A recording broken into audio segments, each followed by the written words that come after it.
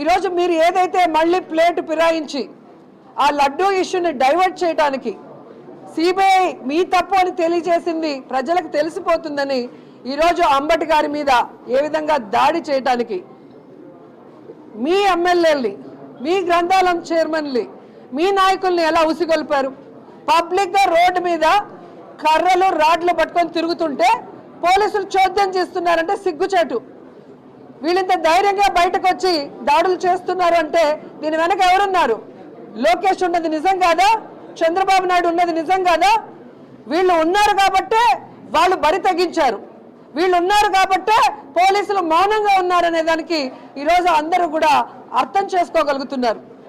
ఏకంగా అంబటి గారి ఇంట్లో దూరి వాళ్ళ వైఫ్, కూతుర్లు, అల్లుడు, పిల్లలు, మనవళ్ళు, మనవరాళ్ళు ఉంటే వాళ్ళని చంపడానికి ప్రయత్నిస్తారు.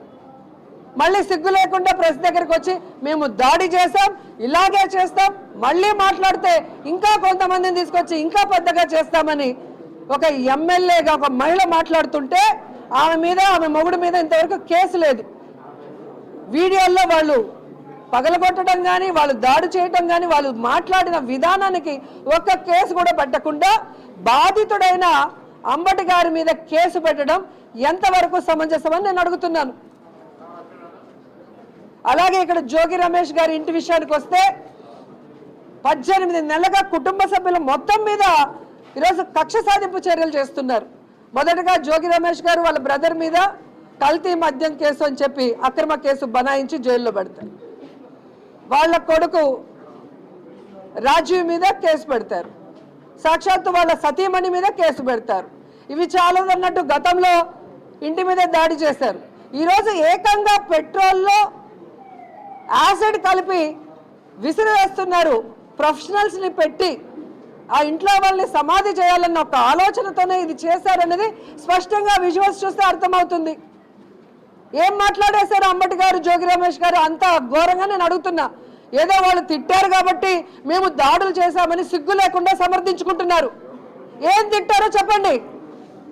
అలా తిట్టిన వాళ్ళ ఇళ్ల మీద రాళ్ళు వేయాలి, తగలబట్టాలి అంటే సాక్షాత్తు ప్రధానమంత్రి గారిని నీచాతి నీచంగా మాట్లాడిన చంద్రబాబు నాయుడు ఇంటిని ఏం చేయాలి?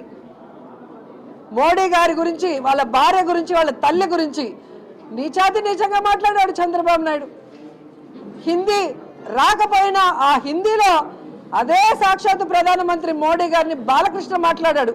మరి ఆయన ఇంటిని ఏం చేయాలి అని అడుగుతున్నాను. నా తల్లిని దూషించారు, 5 కోట్ల రూపాయలు ఖర్చు పెట్టి అన్ని ఛానల్స్తో దాడి చేయించారు అని సాక్షాత్తు పవన్ కళ్యాణే చెప్పాడు లోకేష్ మీద. మరి ఆ రోజు పవన్ కళ్యాణ్ మనుషులు అనుకున్నట్టే లోకేష్ ఇంటిని ఏం చేసి ఉండాలి ఒకసారి చెప్పండి.